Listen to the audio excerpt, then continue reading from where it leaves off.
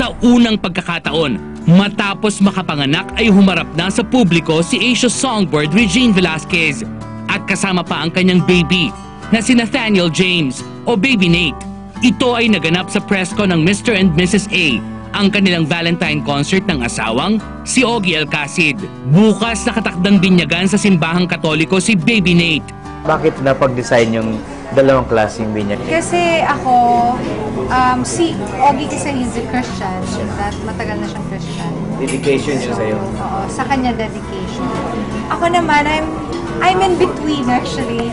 So we're doing the binyag mainly for our parents. And how many sets of godparents yung naisipan nyo? 10. Oo, 10 sa Catholic. So dedication meron? Yes, I think we 10, 20.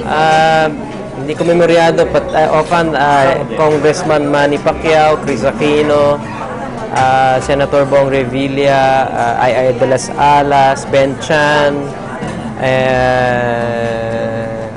Judy Ann Santos, Ding Dong Dantes, mga kaibigan din namin, kapatid niya si Kakay, kapatid ko, si Kuya, si Jojo, kapatid niya, Raul Mitra, si Michelle Patenina. Sa dedication naman na kailangan yung Christian din, ano? Si Gary has already said yes, and then I think she talked to Piolo. Sino pa ba? Yun lang yun, si Marco. Yes, Mark Moro is yeah. No, they won't be here, but So kailan magkikita yung tatlong magkapatid?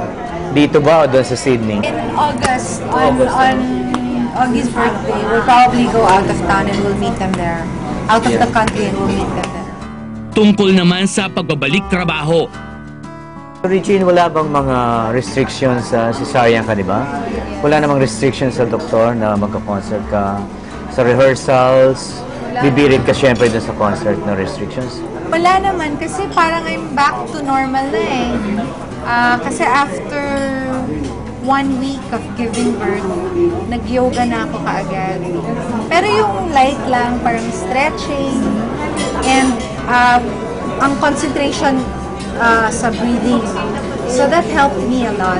So I'm sure si Nate may participation in a way dito sa concert, no? Meron siyang surprise. Basta we won't say.